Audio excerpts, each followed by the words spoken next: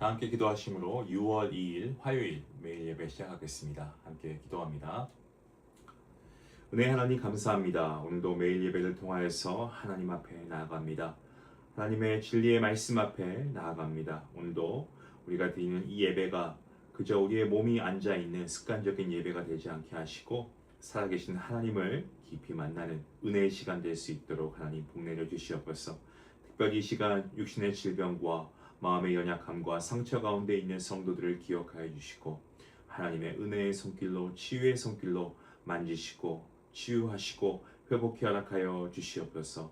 환우분들에게 주님께서 은혜를 더하여 주시옵시고 병상에서도 하나님을 의지하며 정말 치료하는 주님의 손길을 기억하며 하나님을 믿고 하나님 은혜 가운데 거하는 우리 모든 환우분들 될 수 있도록 함께 하여 주시옵소서.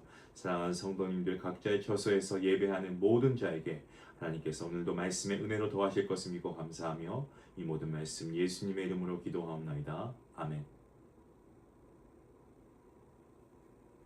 찬송가 466장 함께 하시겠습니다.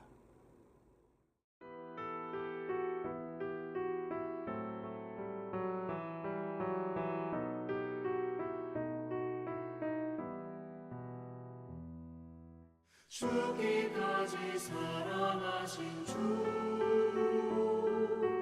그보다 더 큰 사랑 없네. 내가 너희들에게 새 계명을 주노니 나 너희들을 사랑하듯 서로 사랑하라. 죽기까지 사랑하신 주 그보다 더 큰 사랑 없네.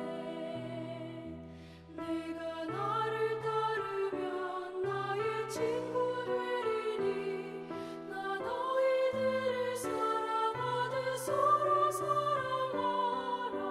죽기까지 사랑하신 주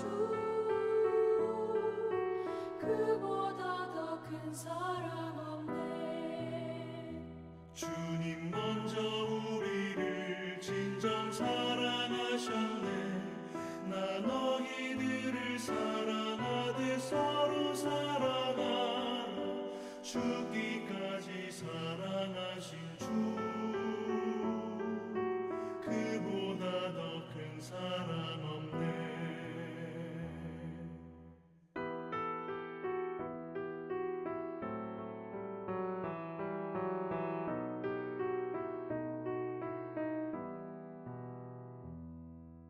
죽기까지 사랑하신 주 그보다 더 큰 사랑 없네. 내가 사랑함으로 나의 계명 지키라. 나 너희들을 사랑하듯 서로 사랑하라. 죽기까지 사랑하신 주 그보다 더 큰 사랑 없네. 너희 행함 인하여 제자 됨을 알리라. 나 너희들을 사랑하듯 서로 사랑하라. 죽기까지 사랑하신 주 그보다 더 큰 사랑 없네.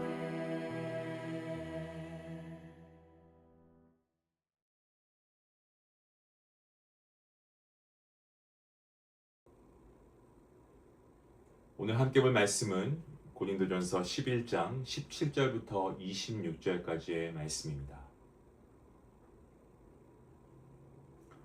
함께 말씀을 읽도록 하겠습니다. 내가 명하는 이 일에 너희를 칭찬하지 아니하나니 이는 너희의 모임이 유익이 못되고 도리어 해로움이라. 먼저 너희가 교회에 모일 때에 너희 중에 분쟁이 있다 함을 듣고 어느 정도 믿거니와 너희 중에 파당이 있어야 너희 중에 옳다 인정함을 받은 자들이 나타나게 되리라. 그런즉 너희가 함께 모여서 주의 만찬을 먹을 수 없으니 이는 먹을 때에 각각 자기의 만찬을 먼저 갖다 먹으므로 어떤 사람은 시장하고 어떤 사람은 취함이라. 너희가 먹고 마실 집이 있느냐 없느냐 너희가 하나님의 교회를 업신여기고 빈궁한 자들을 부끄럽게 하느냐. 내가 너희에게 무슨 말을 하랴. 너희를 칭찬하랴 이것으로 칭찬하지 않노라. 내가 너희에게 전한 것은 주께 받은 것이니 곧 주 예수께서 잡히시던 밤에 떡을 가지사 축사하시고 떼어 이르시되 이것은 너희를 위하는 내 몸이니 이것을 행하여 나를 기념하라 하시고 식후에 또한 그와 같이 잔을 가지시고 이르시되 이 잔은 내 피로 세운 새 언약이니 이것을 행하여 마실 때마다 나를 기념하라 하셨으니 떡을 먹으며 이 잔을 마실 때마다 주의 죽으심을 그가 오실 때까지 전하는 것이니라. 아멘. 고린도 교회는 여러 문제를 안고 있었습니다. 하지만 그 가운데 가장 심각한 문제 중 하나는 교회 안의 분열이었습니다. 성도들 서로 편을 나누고 파벌을 형성해서 다투고 있었고 이러한 모습은 특별히 성찬 예식 가운데 드러났습니다. 오늘날 교회는 성찬에 필요한 떡과 잔을 교회가 준비합니다. 저희 교회도 그렇게 하고 있죠. 하지만 이 당시의 고린도 교회는 각자가 직접 음식을 가져와서 함께 나누는 그러한 방식이었습니다. 문제가 뭐냐면 부유한 성도들이 가난한 성도들을 배려하지 않은 채 자기들끼리 먼저 먹고 마셨다라는 점이 문제였습니다. 어떤 이들은 배부르게 먹고 심지어 포도주에 취하기까지 했지만 가난한 성도들은 먹을 것이 없어서 굶주린 채 예배에 참여해야 했습니다. 바울은 이러한 모습을 아주 엄중하게 책망하고 있습니다. 너희의 모임이 유익이 못되고 도리어 해롭다라고까지 이야기합니다. 그러면서 지금 고린도 교회 예배는 교회다운 모습을 잃어버렸다라고 지적하고 있습니다. 성찬, 우리가 성찬이라고 할 때 이것은 본래 예수 그리스도 안에서 한 몸 된 공동체가 함께 은혜를 나누는 자리 아닙니까? 예수님의 십자가의 죽으심을 우리가 기억하는 거죠. 그런데 오히려 교회 안에서 부자와 가난한 자가 나뉘고 서로 무시하면서 분쟁을 일으키고 있었으니 이것은 주님의 만찬의 의미를 완전히 무너뜨리는 그러한 행위였습니다. 바울은 이러한 분열의 근본 원인이 자기 중심적인 욕심과 이기심 때문이라고 보았습니다. 만일 성도들이 정말 하나님 앞에서 예배하고 있다는 사실을 기억했다면 가난한 형제와 자매들이 굶주리고 있을 때 자기들끼리만 배불리 먹고 마실 수는 없었을 겁니다. 그래서 사도 바울은 그들의 행동을 단순한 실수가 아니고 하나님의 교회를 업신여기는 행위라고까지 언급합니다. 하나님께서 함께 보고 계신다는 사실을 잊어버린 채 자기들의 만족만 추구했던 것을 꼬집고 있죠. 사실 초대교회는 함께 식사하며 서로를 돌보는 그러한 공동체였습니다. 어떤 성도들은 자신의 것을 나누어서 가난한 자들과 함께 그것을 나누고 그들을 섬겼었고 또 교회는 사랑과 이 나눔의 자리, 그곳이 바로 교회였습니다. 하지만 고린도 교회는 그러한 모습과는 전혀 거리가 멀어 보였습니다. 부유한 자들은 늦게 오는 노동자들과 가난한 자들을 기다리지 않았고 자기들이 가져온 음식은 먼저 다 먹어버렸습니다. 결국 성찬이 모두를 위한 은혜의 자리가 아니고 부유한 자들만의 잔치처럼 변질되고 만 것입니다. 그래서 바울은 다시 성찬의 본래 의미를 설명하고 있습니다. 성찬의 이 떡은 우리를 위해 찢기신 예수 그리스도의 몸을 상징합니다. 그리고 잔은 죄인들을 위해 흘리신, 바로 저와 여러분을 위해 흘리신 예수님의 보배로운 피, 이 보혈을 의미합니다. 예수님께서는 자신의 몸을 내어주시고 피를 흘리심으로 말미암아 모든 죄인들을 차별 없이 사랑하셨습니다. 때문에 성찬은 단순한 어떤 식사의 자리가 아니고 십자가에서 죽으신 예수 그리스도를 기억하며 그 주님의 은혜를 기념하는 거룩한 예식이 성찬입니다. 또한 주님 다시 오실 때까지 복음을 전하는 믿음의 선언도 이 성찬 안에 들어가 있는 의미이죠. 바울은 고린도 교회가 성찬의 의미를 다시 붙들고 그리고 주님의 십자가의 사랑 안에서 하나 되기를 원했습니다. 교회는 자기의 유익을 주장하는 사람들에 의해서 세워지지 않습니다. 오히려 예수 그리스도의 희생과 사랑을 본받아서 자신을 낮추고 다른 사람을 섬길 때 교회는 건강하게 세워집니다. 사랑하는 성도 여러분, 교회는 자기 만족을 채우는 자리가 아니고 주님의 십자가의 사랑을 함께 배우고 나누는 자리, 그 공동체가 교회입니다.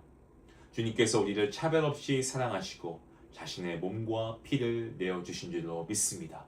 이 믿음을 우리가 갖고 있다면 우리도 그 은혜를 받은 하나님의 자녀답게 형제와 자매를 귀히 여기며 섬겨야 하겠습니다. 이 성찬은 우리에게 이런 질문을 던진다고 생각합니다. 너는 정말 그리스도의 몸된 교회를 사랑하고 있느냐? 너는 정말 너 옆에 있는 지체를 주님의 마음으로 바라보고 사랑하고 섬기고 있느냐라고 질문하는 것 같습니다.